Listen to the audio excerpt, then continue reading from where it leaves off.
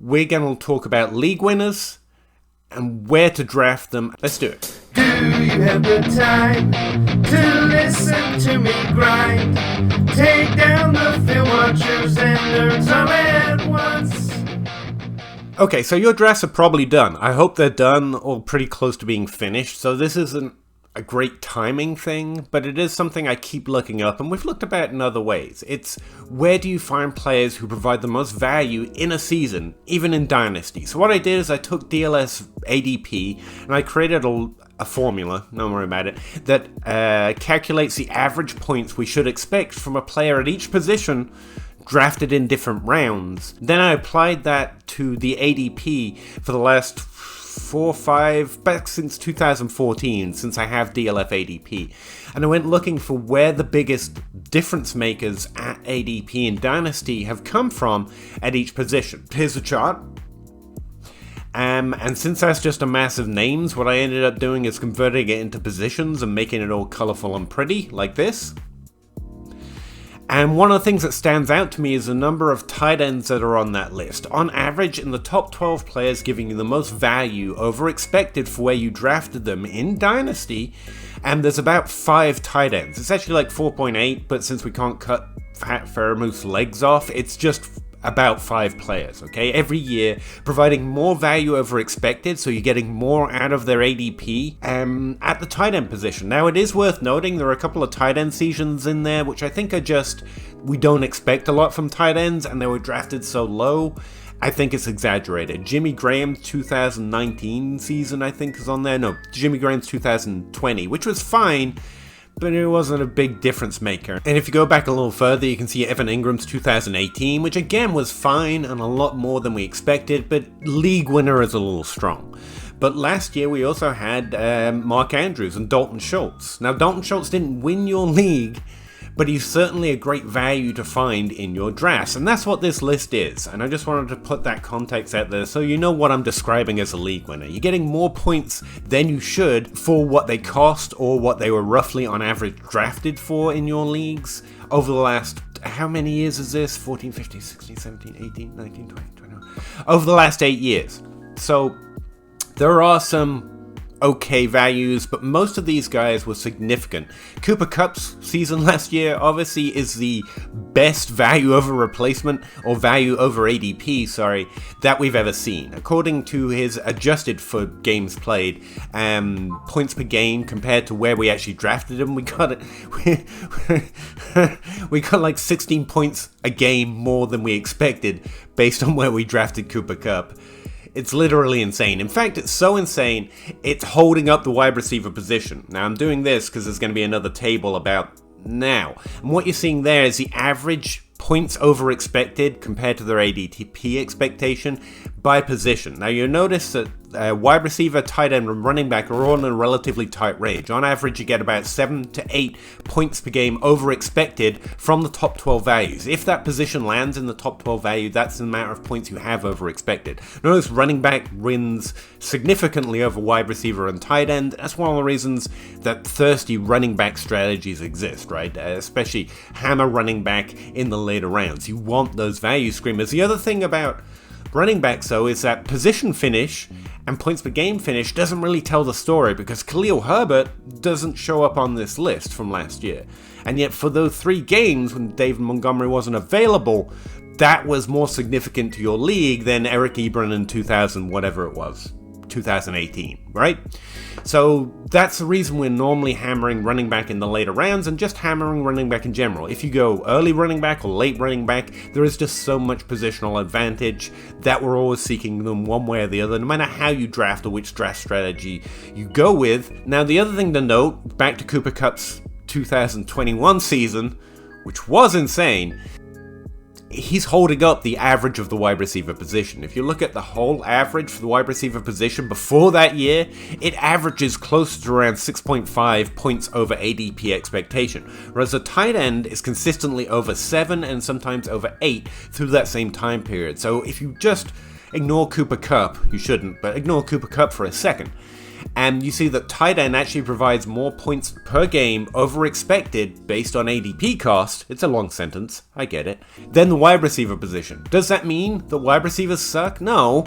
It's just interesting that tight end, there's 5 of them that turn up, you're getting more out of them every year based on their ADP, and they average more, at least relative to league winners, points per game over expectation. And that's interesting. It's especially interesting because we dig in just a little bit further. You find that tight ends are drafted, if they end up in the top 12 on this list, lower.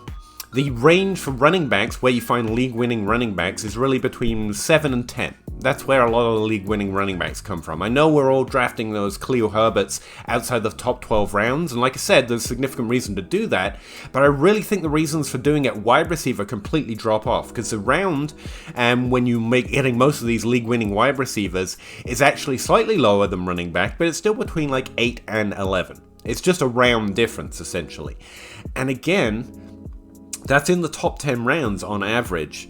And with those deep wide receivers, I know a lot of people like Nico Collins this year, a lot of people like Josh Palmer. I think both have their place. When to start wide receivers is a lot more difficult decision than when to start tight ends, when to start running backs. Tight end scoring tends to be more consistent week over week and year over year.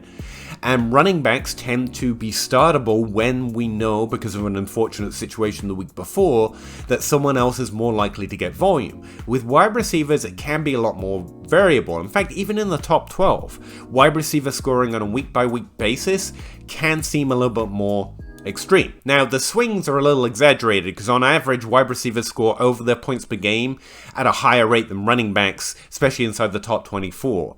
So that's a little exaggerated, but when we're talking about these deep prospects that go off for individual weeks and end up providing you value, like a McCall Hardman in previous years, it can be a lot more difficult to know when to start them. So I think the tight end position is the most interesting when looking at the league-winning list. I know that's weird because we want the running backs and want the wide receivers, but most of my takeaways from it came from thinking about the tight end position.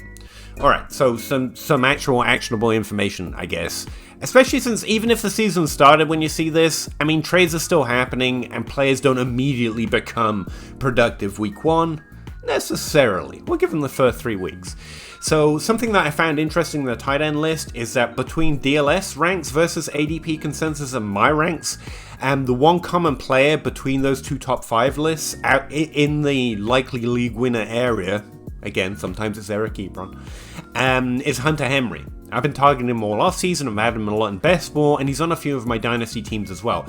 I think he's the best. If I don't have a top 5 tight end, it's okay, I'll just take this deep guy. Evan Ingram's interesting, but Hunter Henry continually comes up in different research that I do. So if you haven't already and you need one of those guys, I think Hunter Henry is again really interesting this year.